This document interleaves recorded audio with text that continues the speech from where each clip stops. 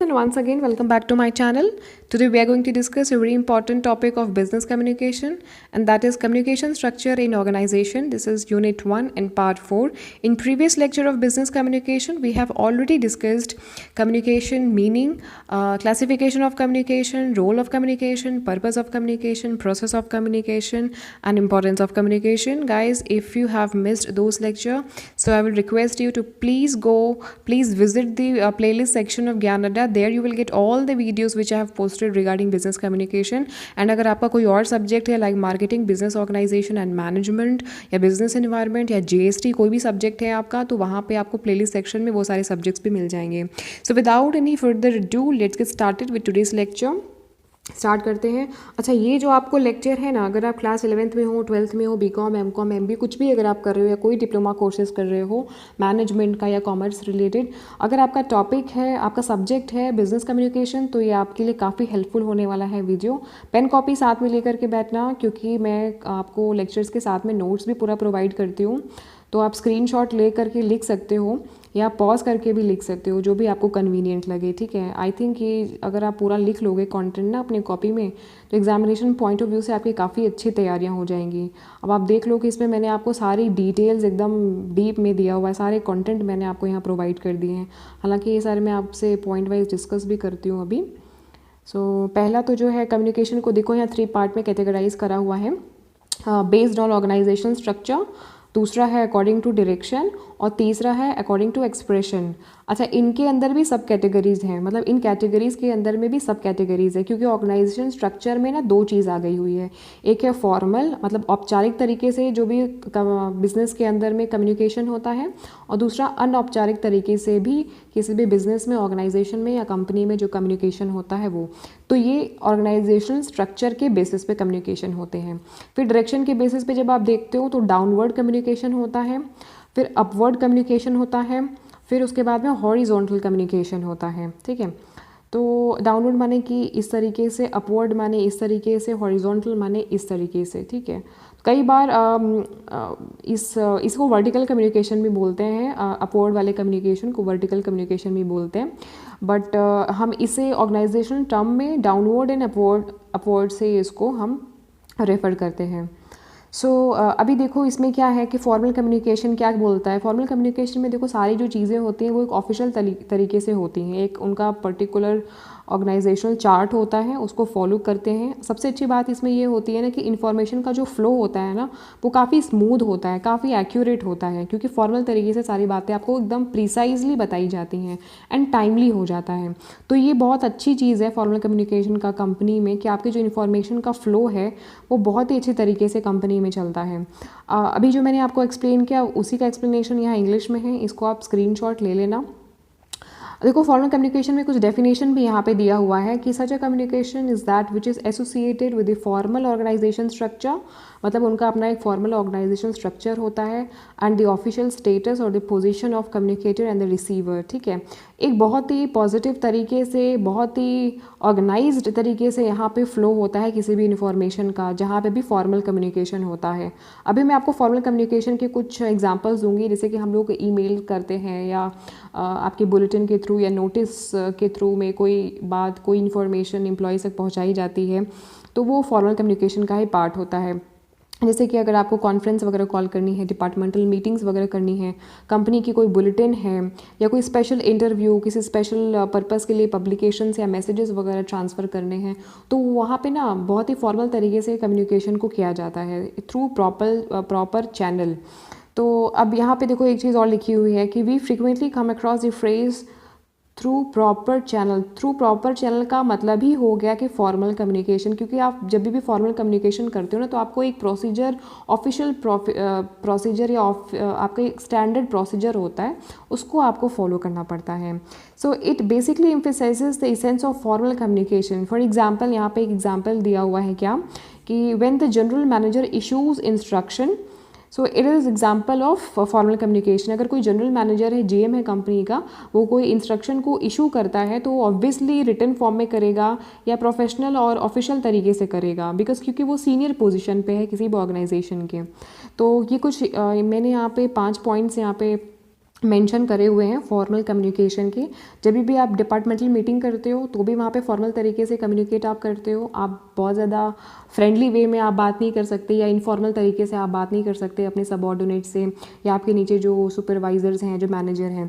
जब भी आप कॉन्फ्रेंस को एड्रेस करते हो, जब भी आप टेलीफोनिक कॉल्स वगैरह करते हो ऑफिशियल से या बड़े डेलीगेट्स से, तो वहाँ पर भी आप फॉर्मल कम्युनिकेशन को फॉलो करते हो। कंपनीज़ की न्यूज़ जब बुलेटिन्स आप पब्लिश करते हो या उनकी रिगार्डिंग अगर उनसे संबंधित कोई इन्फॉर्मेशन अगर आपको दी जा रही है बुलेटिन का इस्तेमाल करके, न्यूज़ बुलेटिन का यूज़ करके, तो वहाँ पे भी फॉर्मल कम्युनिकेशन का यूज़ किया जाता है। या कोई स्पेशल इंटरव्यू है या special purpose publication and messages के लिए यूज़ करे जा रहे हैं, तो वहाँ पे भी फॉर्मल कम्युनिकेशन होता है।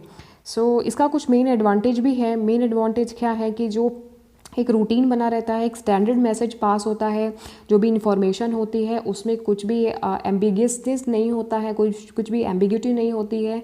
बहुत करेक्ट, बहुत प्रॉम्प्ट और प्रिसाइज वे में आपको मैसेज पहुंच जाता है, क्योंकि टाइम काफ़ी प्रीशियस होता है और फॉर्मल कम्युनिकेशन में टाइम का बहुत महत्व है, क्योंकि इसमें टाइम का सबसे कम वेस्टेज होता है।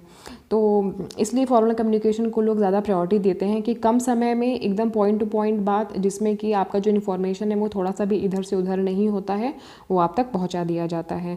एक चीज़ इसमें इसका वीकनेस के तौर पे भी इसको देखा जाता है कि अनइंटरप्टेड कम्युनिकेशन होता है, अनइंटरप्टेड फ्लो ऑफ कम्युनिकेशन होता है, ऑब्स्ट्रक्ट फ्री होता है। मतलब जो आपको बात बोली गई हुई है वही बात आप तक पहुँचती है। इसमें कुछ भी एडिशनल एक वर्ड भी आप एक्स्ट्रा नहीं ऐड कर सकते हो। जो आपको मेल आपके पास में आपके बॉस ने भेज दिया या न्यूज़ बुलेटिन पे अगर पब्लिश कर दिया तो वो फाइनल है, उसमें आप कुछ भी चेंजेस नहीं कर सकते हो। तो ये तो कुछ हो गए इम्पॉर्टेंट एग्जाम्पल्स हो गए फॉर्मल कम्युनिकेशन के। अब ज़रा समझो कि इनफॉर्मल कम्युनिकेशन क्या होता है। इनफॉर्मल कम्युनिकेशन को ग्रेप वाइन भी बोलते हैं। It is also known as grapevine and it is free from all sorts of formality. इसमें कोई भी फॉर्मेलिटी नहीं होती है, इसीलिए इसको बोलते हैं free from all sorts of formality, because ये इनफॉर्मल रिलेशनशिप में बिल्कुल भी बिलीव नहीं करते हैं। कई बार ऐसे इन्फॉर्मेशन होते हैं जो आपको आपके कलीग से या पीयर से लेने होते हैं, आप उनसे फॉर्मल तरीके से नहीं ले सकते हो, तो वहाँ पे आप उनसे थोड़ा सा काइंड ऑफ एसोसिएशन कर लेते हो, क्लबिंग कर लेते हो, फ्रेंडशिप कर लेते हो, मेंबरशिप का मतलब उनके साथ में घुलना मिलना ये सब कर लेते हो, तो वो भी काफ़ी अच्छा तरीका है। एक तरीके से अपनी बात को, बहुत सारी बातें आप फॉर्मल वे में जो नहीं बोल सकते वो आप इनफॉर्मल वे में पास ऑन कर देते हो। So person at the executive levels also use informal communication when they find it's difficult to collect information from the worker।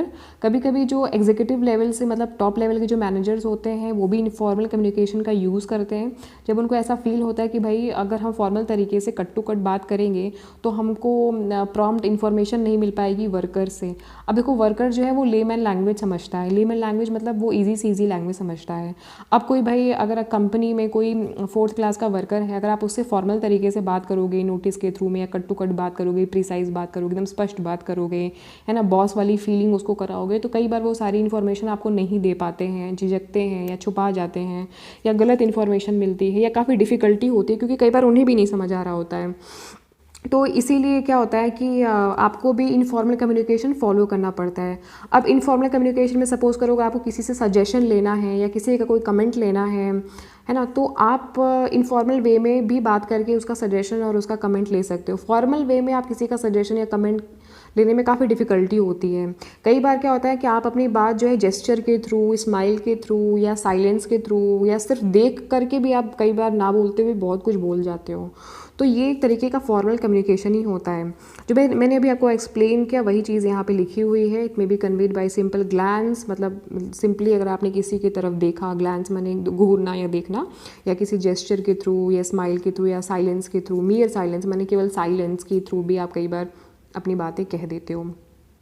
अब इतना बड़ा सा ये देख करके डरने की ज़रूरत नहीं है। मैंने आपको ये कंटेंट में इसलिए दे रही हूँ ताकि अगर आप मेरा लेक्चर ले रहे हो तो आपको कंप्लीट पैकेज मिल जाए, कंप्लीट इन्फॉर्मेशन मिल जाए। मे बी अगर आपको ये ज़्यादा लग रहा हो तो आप एक बार अपनी कॉपी पे ज़रूर लिख लेना। एग्ज़ाम में भले ही आप उसको शॉर्टन करके लिख लेना, बट इसको आप अपने कॉपी पर पेन डाउन ज़रूर कर लेना, लिख लेना ज़रूर, अगर आप मेरा लेक्चर देख करके नोट्स बना रहे हो तो। ठीक है, अभी यहाँ पे क्या है, यहाँ पे लिखा हुआ है कि manager and executive also favour the growth and development of informal network of communication of and on. So this process in fact serves a very useful purpose of disseminating का देखो मतलब होता है प्रसार करना। देखो आपकी वोकैब भी बहुत स्ट्रांग होनी चाहिए, इसलिए जो वर्ड मुझे लगा कि थोड़ा सा आपके लिए समझने में मुश्किल होगा, उसका मतलब मैंने यहाँ पे लिख दिया हुआ है। तो इसमें यही बोला जा रहा है कि कई बार जो ऑफिशियल चैनल्स होते हैं, बड़े पोजीशन पे बैठे होते हैं मैनेजर या एग्जीक्यूटिव, वो लोग क्या करते हैं, वो लोग भी इनफॉर्मल कम्युनिकेशन का इस्तेमाल करते हैं, इनफॉर्मल नेटवर्क का यूज़ करते हैं, क्योंकि भाई बहुत सारी बातें आप नहीं बोल सकते हो, बहुत सारी इन्फॉर्मेशन को आप डिसमिनेट नहीं कर सकते हो। डिसमिनेटिंग का मतलब होता है प्रसार करना, बहुत सारी इन्फॉर्मेशन का आप प्रसार फॉर्मल तरीके से नहीं कर सकते हो, तो आप इन सारे वेज़ का यूज़ करते हो, मतलब इन सारे तरीके से आप अपनी बात को सामने वाले तक पहुंचाते हो। सो ये यहाँ पे भी वही चीज़ है। Apart from that it also offers the high and higher ups a career insight into what the subordinates think and feel। कई बार आपको सबॉर्डिनेट्स में और जो आपके साथ में काम कर रहे हैं वो क्या सोचते हैं, किस तरीके से उनके दिमाग में क्या चीज़ें चल रही हैं, वो भी आपको इनफॉर्मल कम्युनिकेशन के दौरान पता चल जाती है।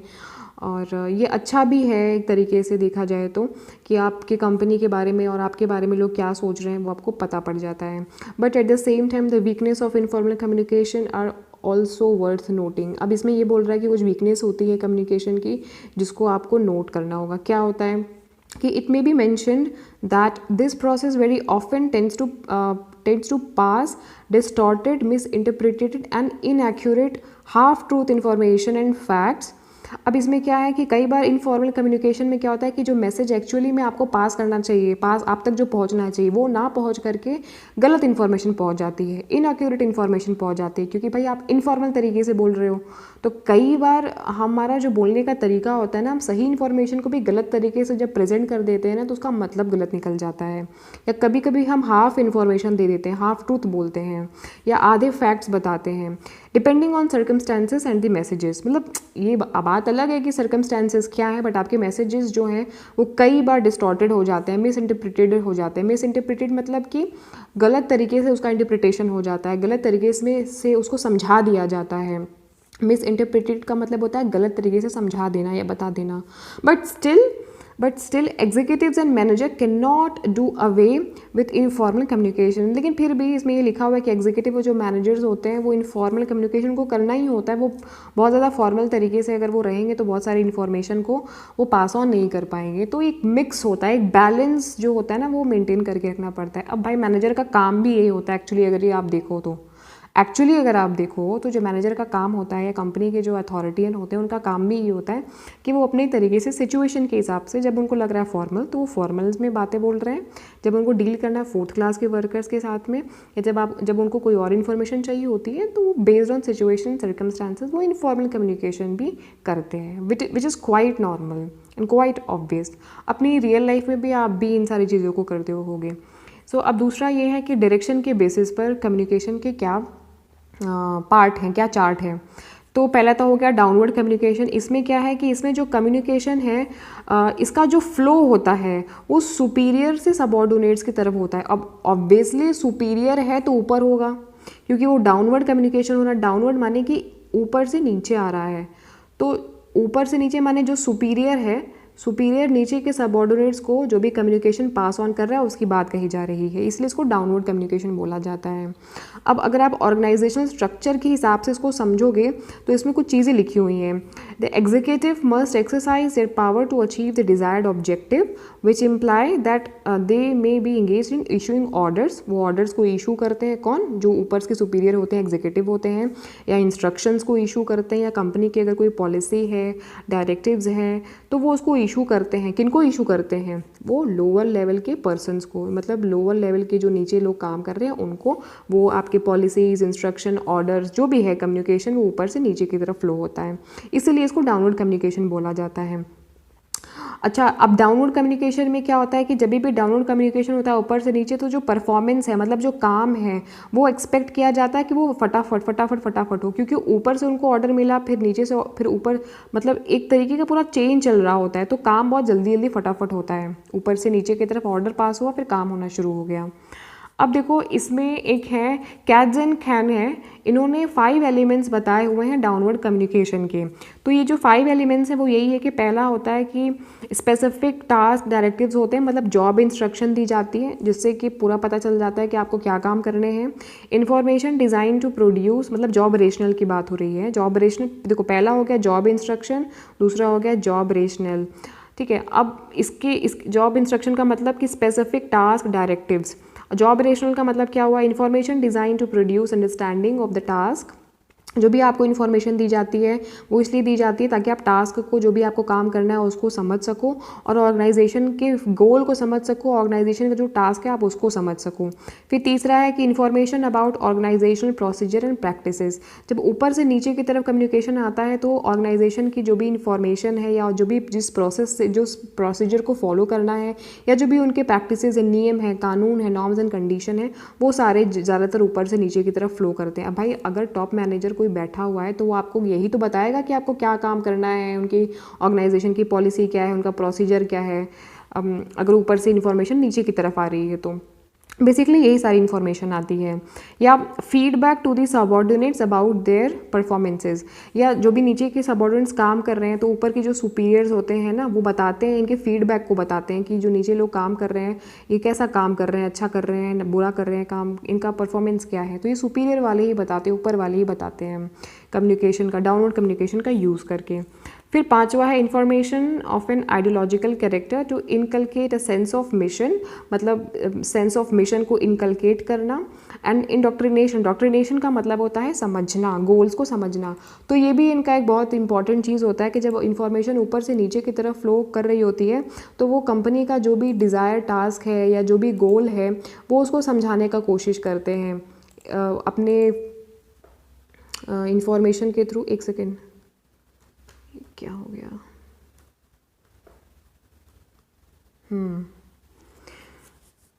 Inculcate a sense of mission. तो आपका जो भी सेंस ऑफ मिशन है वो आपके दिमाग में इनकलकेशन कर देना। इनकलकेशन का देखो यहाँ पे मतलब होता है कि किसी चीज़ को आपको समझा देना, आपको डिकोड कर देना, आपको एक्सप्लेन कर देना, आपके दिमाग में उसको बिठा देना। तो जो भी कंपनी का मिशन है वो आपको पास ऑन किया जाता है। या इंडोक्ट्रिनेशन का मतलब कि होता है समझाना, जो भी कंपनी का गोल है वो आपको, ऑर्गेनाइजेशन का जो भी गोल है वो आपको समझा दिया जाता है। तो ये कुछ इंपॉर्टेंट चीज़ें हैं जो कि ऊपर से नीचे की तरफ आती हैं। सो लास्ट में एक लाइन और लिखी हुई है कि communication from superior to subordinate can be face to face भी इंफॉर्मेशन पास ऑन हो सकता है, या तो फिर रिटन मेमोज के थ्रू, ऑर्डर्स के थ्रू या जॉब डिस्क्रिप्शन के थ्रू भी ऊपर से इंफॉर्मेशन पास ऑन की जाती है सबऑर्डिनेट्स को। तो ये तो था डाउनवर्ड कम्युनिकेशन, मतलब ऊपर से इंफॉर्मेशन आ रहा था नीचे की तरफ, सुपीरियर दे रहा था सबऑर्डिनेट को। अब समझो अपवर्ड कम्युनिकेशन, अपवर्ड माने अब नीचे से कम्युनिकेशन जा रहा है ऊपर की तरफ। अब यहाँ पे क्या है, अब यहाँ पे जो नीचे बंदा काम कर रहा है मतलब सबऑर्डिनेट, या आप बोल सकते हो कि लोअर लेवल का जो बंदा है, लो लेवल का, तो लो लेवल का जो बंदा है वो ऊपर इन्फॉर्मेशन पास ऑन कर रहा है। तो अब इसमें क्या होता है, ये जस्ट डाउनवर्ड का रिवर्स होता है। इसमें जो भी चीज़ें होती हैं वो नीचे से ऊपर की तरफ जा रही होती हैं। जैसे कि लोअर लेवल पे जो लोग काम कर रहे हैं, जो भी सबऑर्डिनेट्स हैं, तो उनके रिएक्शंस या उनके सजेशन कंपनी के लिए, या अगर उनको कोई ग्रीवांसेस है, कोई खेद है, कोई उनको रिपोर्ट करनी है, या अगर उनको कोई समस्या हो रही है, उनको कोई प्रपोजल लेके आना है, वो कोई सजेशन देना चाहते हैं, या वो बॉस को कुछ सबमिशन करना चाहते हैं प्रपोजल, तो वो इन्फॉर्मेशन नीचे की तरफ से ऊपर की तरफ जाती है। इसको बोलते हैं अपवर्ड कम्युनिकेशन। ठीक है, समझ आ रहा है ना? अगर आप थोड़ा सा ध्यान से समझोगे ना तो आपको चीज़ें समझ में भी आएंगी। और फ्रेंड्स, मैंने यहाँ पे आपको बहुत ही इजी लैंग्वेज में कंटेंट प्रोवाइड करे हुए हैं। अगर आप इस कंटेंट को एक बार दो बार रीड कर लोगे ना कॉपी में लिखने के बाद, तो आपका सारा काम बहुत ही ईजिली हो जाने वाला है। मैं इसीलिए आपको यहाँ पे एक्सप्लेन कर दे रही हूँ हिंदी में। सो अपवर्ड कम्युनिकेशन उसको 4 कैटेगरी में भी डिवाइड किया जा सकता है, जैसे कि about himself, about others, about organizational policies and practices, and about what need to be done and how it can be done।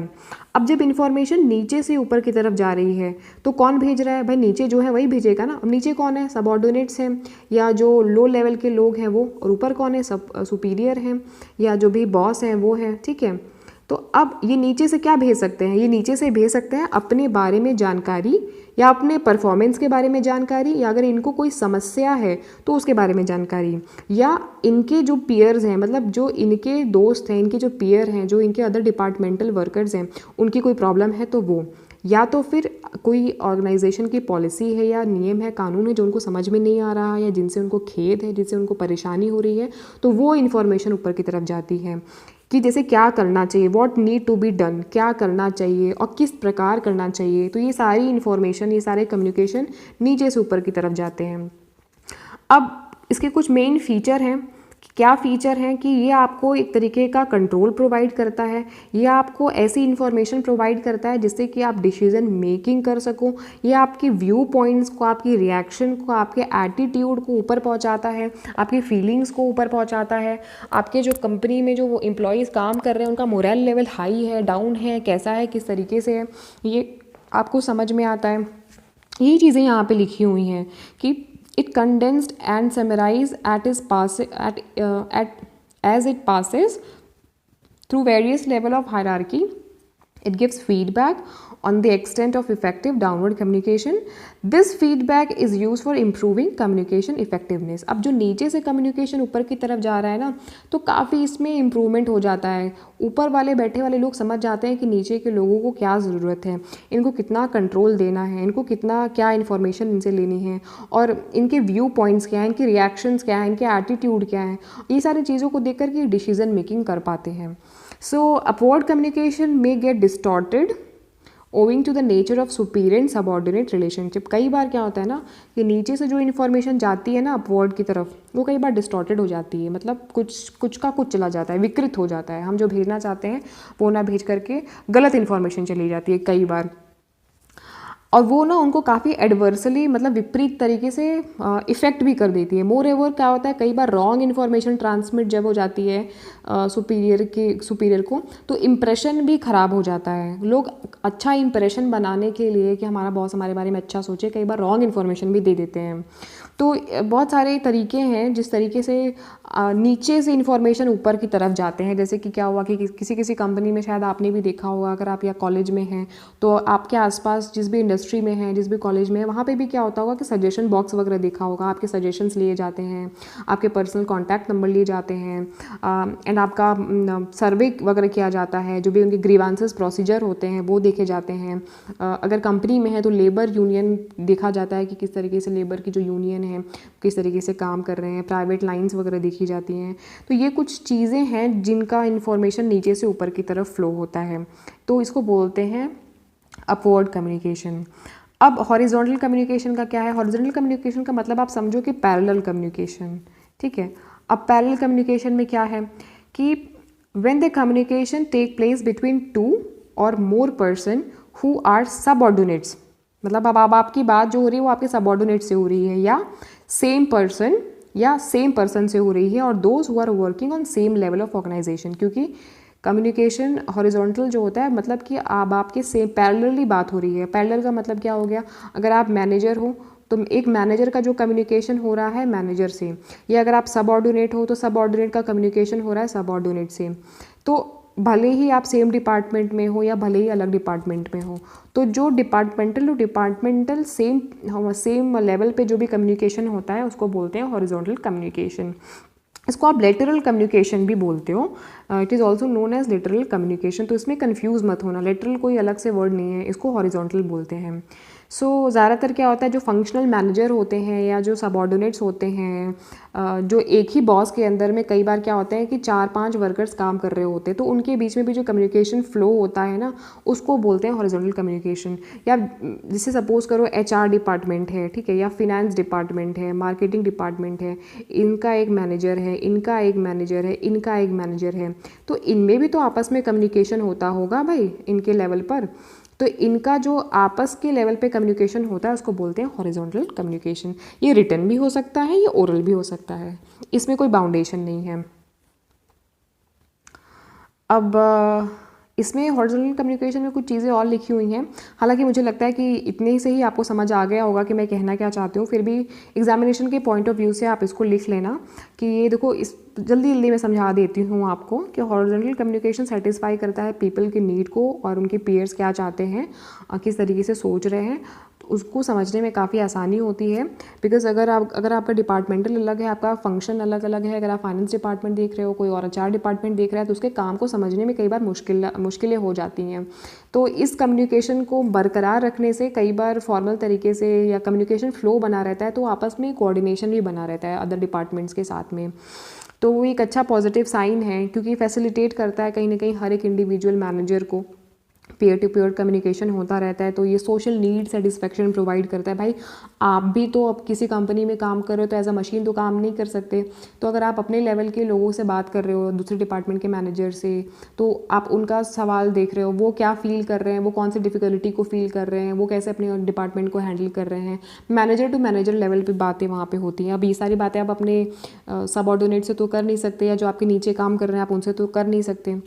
तो ये है आपका हॉरिजॉन्टल कम्युनिकेशन। अब तीसरा जो आ जाता है कि ऑर्गेनाइजेशनल स्ट्रक्चर में कि वे ऑफ एक्सप्रेशन। अब दो तरीके से और आपके कम्युनिकेशन होते हैं कंपनी में।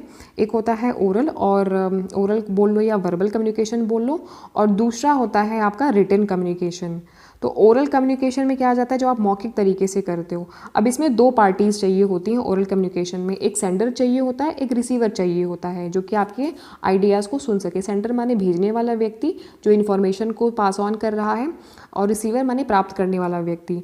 तो ये होता है ओरल कम्युनिकेशन। अब इसमें फेस टू फेस कॉन्वर्जेशन भी हो सकता है, इलेक्ट्रिकल डिवाइसेस के थ्रू, जैसे टेलीफोन या टेलीकॉन्फ्रेंसिंग करके भी आप कई बार वर्बल कम्युनिकेशन करते हो। देखो गाइस, कम्युनिकेशन बहुत ही इजी टॉपिक है, इसमें ऐसा कुछ भी नहीं है जो आप डेली बेसिस पे नहीं करते हो। ये सारी चीज़ें आप अपने डेली लाइफ में करते हो। आप फ़ोन पे अपने फ्रेंड से बातें करते हो, टेली कॉन्फ्रेंसिंग करते हो, मैकेनिकल वे में करते हो, जूम पे मीटिंग कर रहे हो, इवन अभी आप मेरा चैनल देख रहे हो, लेक्चर ले रहे हो, तो ये भी एक तरीके का कम्युनिकेशन ही है जो मैं वर्बली कर रही हूँ। वर्बली और रिटन में, और आपको विजुअलाइज वे में आपसे कम्युनिकेट कर रही हूँ। तो वही सारी चीज़ें हैं। इसमें आप क्वेश्चन पूछ सकते हो, एक्सप्लेनेशन ले सकते हो। कम्युनिकेशन जहाँ पे भी प्रॉपरली होता है तो वहाँ पे बिल्कुल भी एम्बिगियसनेस नहीं होता है, क्लैरिफाई होता है मीनिंग। तो ये एक बहुत ही अच्छा तरीका है एक्चुअली में डायरेक्ट कांटेक्ट करके किसी को मैसेज देना, क्योंकि इसमें आपका मैसेज जो है वो लॉस्ट नहीं होता है। बहुत सही तरीके से मैसेजेस आपको पहुंच जाते हैं। ज़्यादातर आप देखो कंपनीज़ में जो मीटिंग्स वगैरह होते हैं, कॉन्फ्रेंसेस वगैरह होते हैं, लेक्चर्स जो भी अभी मैं आपको दे रही हूँ, या स्कूल एंड कॉलेजेस में भी जो भी आप लेक्चर लेते हो, या जो भी इंटरव्यू वगैरह होता है, वो सारा वर्बल कम्युनिकेशन का पार्ट है। ये सारी चीज़ें आप लिख लेना। देखो ये बहुत ईजी है, मैं इसको, मुझे नहीं लगता है कि कुछ बहुत ज़्यादा डिफ़िकल्ट है। इसके एडवांटेजेस यहाँ पे मैंने बताए हुए हैं कि क्या एडवांटेजेस है, क्योंकि बहुत क्विक होता है, काफ़ी प्रॉम्प्ट होता है। जो रिसीवर होता है वो उसको तुरंत रिस्पॉन्स मिल जाता है, क्योंकि ट्रांसमिशन ऑफ इन्फॉर्मेशन वो ओरली बहुत फास्ट होता है। ये फैसिलिटेट करता है, फैसिलिटेट का मतलब हेल्प करता है।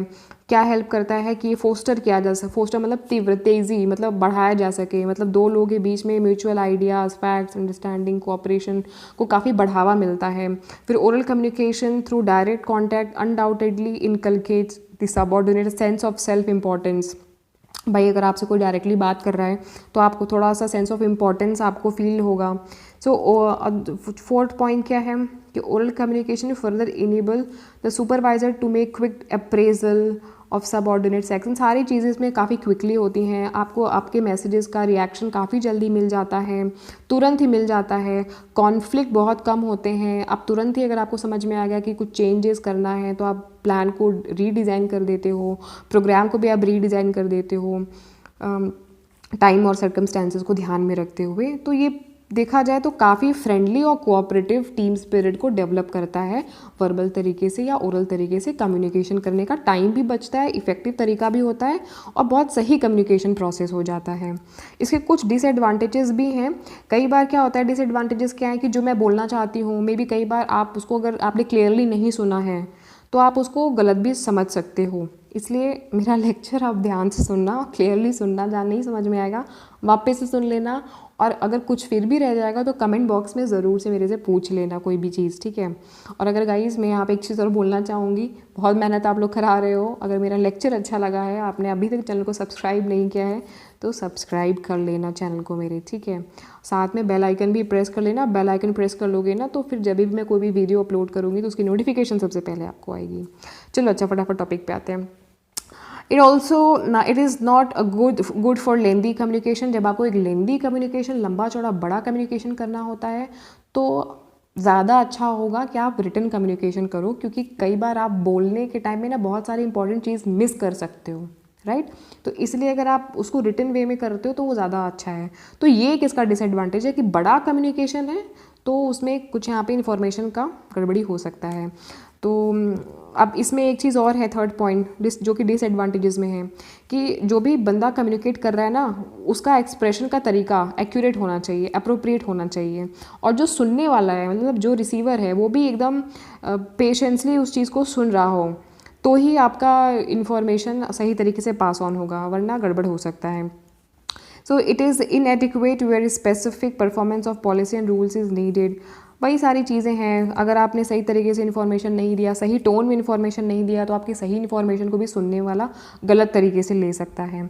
अब रिटन कम्युनिकेशन में क्या है, रिटन कम्युनिकेशन में जैसे अगर आप कोई चीज़ आपने डायग्राम के थ्रू समझाया, जैसे अभी आपकी स्क्रीन पे जो चीज़ें आप देख रहे हो, सुन तो आप रहे ही हो जो मैं आपको एक्सप्लेन कर रही हूँ, तो वो वर्बल कम्युनिकेशन हो गया। लेकिन आपको मैं ये जो स्क्रीन पूरा शेयर कर रही हूँ ना, ये वाला टेक्स्ट पूरा जो आपको रिटन वे में मिल रहा है, तो ये रिटन कम्युनिकेशन भी है एक तरीके से।